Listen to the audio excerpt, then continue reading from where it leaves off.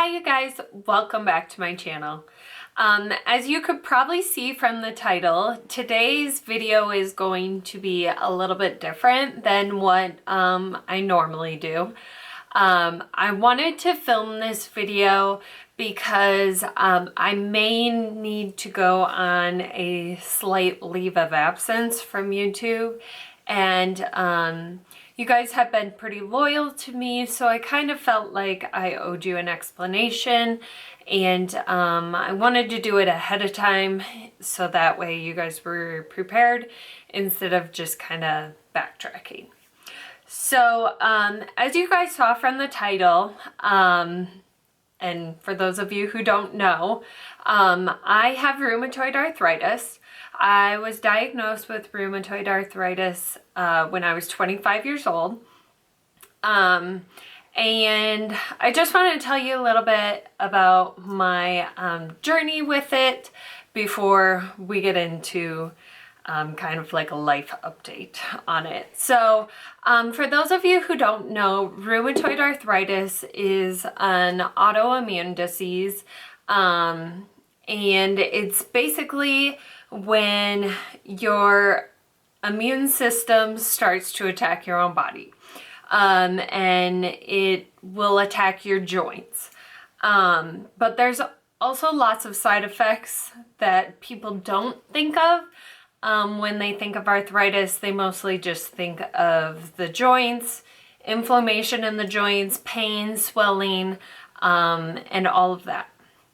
So I was diagnosed 5 years ago, and everybody was like, "You're so young, you can't have RA," and people are still like that, and I'm like, well, I do, so I'm not that young.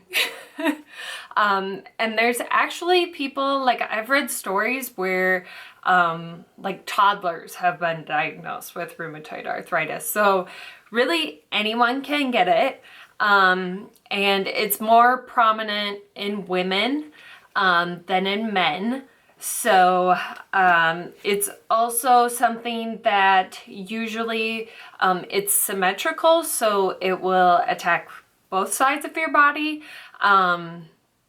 So anyway, just to rewind a little bit, we'll kind of start with how I was diagnosed. Right before I was diagnosed, I was going to school, just kind of living my life, and I noticed that I was starting to have a lot of pain in my hand joints and in my wrists. I didn't really think too much of it at first. I thought, you know, this is something that'll go away. Usually, you know, all my other aches and pains that I had ever had would go away with time. So I would just take like Tylenol or ibuprofen to manage the pain, and just kept going on with life. So it had been a couple of months, and I was finally like, you know, something's not right. It's not going away. It hadn't been super bad, so I hadn't taken any action prior to this. I just kind of was living with it. And finally I was like, I'm gonna call my doctor. So I called my doctor, and she set me up with an appointment with orthopedics. So that way they could look at everything, take x-rays, and it would be more specialist. So I went to my appointment, and they took x-rays, and they're like, the x-rays are fine. So nothing's going on, no broken bones or anything like that, you're good. But we know that you had previously had post-viral arthritis, and so we want to do some blood work.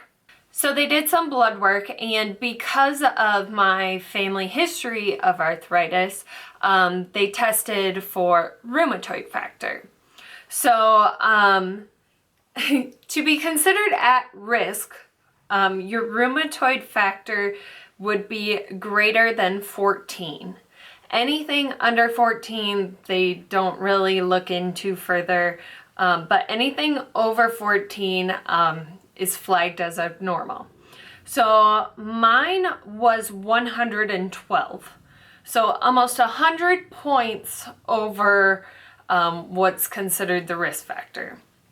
So at that point, my doctor was like, okay, I am going to send you to a rheumatologist because this is out of my expertise, and I want to make sure that they do all the necessary testing before you get a diagnosis. So I went to the rheumatologist 6 days later, and she ran me through like a full screening, did testing on like everything. So the other like blood level that they look at when diagnosing is an anti-CCP, and you're considered at risk if it's greater than 17. So mine came back as greater than 500. So they stopped counting at 500. And they were definitely like, you have RA. We are 100% sure. My white blood cell count also was low, but it kind of fluctuated in the normal range to low. So they weren't too concerned on that. They got me on medication almost immediately. So I started with hydroxychloroquine, a high dose of it. And I remember at first when I took it, I felt like I was drunk. And I was like, this is not gonna work. It was a really long adjustment period for me to figure out how to take my meds, when to take my meds, so that I could live a normal life. So finally I figured out that if I took my meds at night, I slept through all of the side effects of the meds, and then they could work for me during the day. So I am still on hydroxychloroquine, and then I also have naproxen for when I have like flare-ups, or if I notice some swelling, I will take that just to reduce inflammation. So hydroxychloroquine is something that's very commonly used for rheumatoid arthritis. It's also commonly used for lupus management and also to treat malaria. So it's kind of an interesting drug that it treats those. But yeah, that's what I'm on currently. That's what I have been on this entire time. And it's working for me to manage my RA. I still get flare-ups that make it seem not manageable. But like I've missed some work because of it, but overall it's been pretty manageable. Flare-ups can be random, but there's also some things that can trigger flare-ups. Stress is a huge one. Certain foods can trigger it.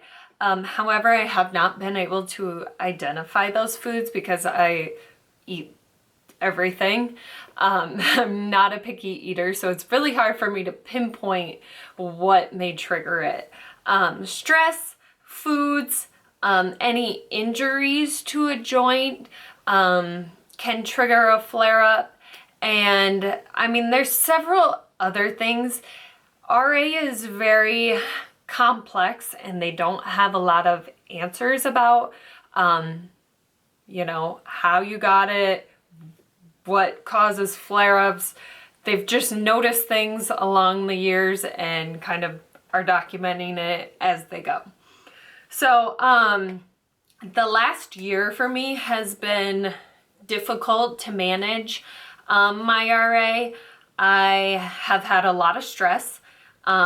We had 2 very tragic deaths in our family last year, and I got married, And now I'm moving halfway across the country, and so there's just a lot of things going on that aren't making life any easier, and just kind of like skyrocketing that stress level. But things have been pretty well managed. However, a couple of months ago, I had an episode of what's called trigger finger. So trigger finger isn't really a symptom of RA. However, people who have RA are at a higher risk of getting trigger finger. So what happened is I was sleeping, and one morning, probably around like 5 a.m., 5:30 a.m., it had just started getting light out. But I just remember waking up and my finger was like this, like bent, in a bent position. And it was almost like a Charlie horse in my finger. Like I couldn't straighten it, and I actually like pulled up on it. Turns out that's really bad. You're not supposed to do that. But I was woken up from a dead sleep and like in panic. So my initial reaction was straighten my finger. Turns out that's really bad. Can be really damaging. So don't ever do that if you get trigger finger. So I was able to go back to sleep for a little bit, but then I had to like get up and go to work. So I called my doctor and I was like, look, this was really weird. I don't really know what it was. I didn't know that it was trigger finger, even though I was like WebMDing everything to try and figure out what it was. And she ended up having me come in the following week. And I had had one more episode prior to my appointment of where that same finger tried to lock up. And that's when I got my first cortisone shot. So for those of you who have like any type of arthritis, cortisone shots are awesome. So it's just a steroid shot that they put directly into the joint, and it's supposed to help with the pain, and it really does. However, after I got it, I was like in pain for 2 days, and then it was just like gone. It was so crazy. So that's like my new favorite thing, to manage my pain, even though they're really expensive. But they work. So I will definitely not be just like living in pain anymore. If I'm starting to have pain, I will be like, yep, give me the shot. I need it. But the point of this video is I wanted to talk about other side effects with RA. So one side effect that I have been dealing with for a couple of years now is growths, and they are called rheumatoid nodules. Rheumatoid nodules are a growth of tissue, and I don't want to say the word tumor, but it's like a foreign body that just decides to grow in your body. There's several different types of treatment. However, I decided with mine that I was going to get mine surgically removed because I have had them for a couple of years and they've only gotten worse. And I don't want to have to like play the game of like, oh, try this medicine, it might work. Or try this injection, it might work. Because there's risks with those and it takes time. So I opted to do surgery, and so that is why I may have a leave of absence. And I am having surgery in the middle of July to get them removed. They are on the bottom of my foot. So it's literally like the worst place. I'm somebody who Prior to having an RA diagnosis, I was extremely active. I would run half marathons all the time.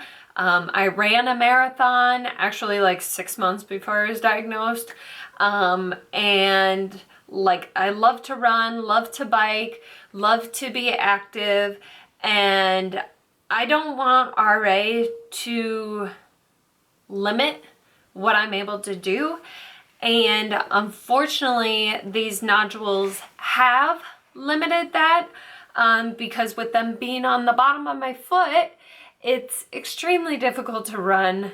And I've just kind of like, my fitness has fallen to the wayside, and I am just really at that point where I want to be healthy again. It's not that I'm like fat or anything, but I just feel like bleh, like I could be in better shape, and it's just something I want to do for me. I wish that I didn't have to have surgery to have this happen, but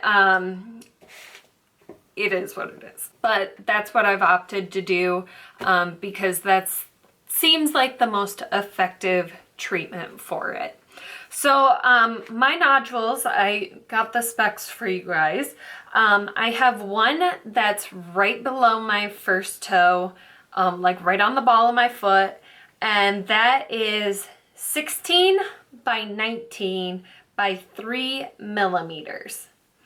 And then I have another one that is in like the webbing of my fourth toe, and it runs from the bottom of my foot to the top of my foot, and it's 14 by 6 by 7 millimeters. So when you think of millimeters, you don't think that big, but that's rather large to have in your foot, especially when it's not supposed to be there. So I'm having surgery to get them removed because I have RA and I'm on immunosuppressants and already have a sucky immune system. I am at higher risk of infection. So my recovery may be slightly longer. So that's why I wanted to film this video. I am planning to pre-film and try to get all of my videos edited and uploaded and scheduled in YouTube prior to surgery. But as I said earlier, I'm also moving. So this is a very busy time of year for me. We're actually listing our house for sale the week before my surgery, and we're going to go look at houses that same week right before my surgery. So it's going to be a very busy time for our family, but I am really determined to get videos up for you guys. It's just really going to be a challenge. So if I miss a week or two, please be patient. Please bear with me. Be sure to hit the notification bell so that way you know when I am uploading. And if I miss a week, just be patient. They are coming. I will produce more content. I have tons of video ideas. I just need time, which I don't have. So other than that, the other reason why I wanted to film this video is because I wanted to just relay the message to be kind to people, because you never know what somebody is going through. And I don't mean just physically. Obviously, there's a lot of illnesses out there that are internal. And, you know, it kind of sucks because you can say that you're in pain, but like, if it doesn't show, people are like, you're milking it or whatever. And that sucks because they really don't know that like your body is attacking itself from the inside out. And, that sucks. And so just be kind to people. Like I said, if it's not a physical thing, it could be an emotional thing. It could be a mental thing. You know, they could have just had a really bad day at work and they're not in the mood. Or, you know, they could be going through a lot of stress with some personal issues, family issues. You never know. So just be kind to people. And the golden rule, which never gets emphasized anymore, even though like as a child I feel like it was repeated constantly to us, but always treat others the way that you want to be treated. So that's all I had for this week. Thank you guys for watching. I know it was a long one. And just be patient with me, and thank you for watching. We'll see you in the next one.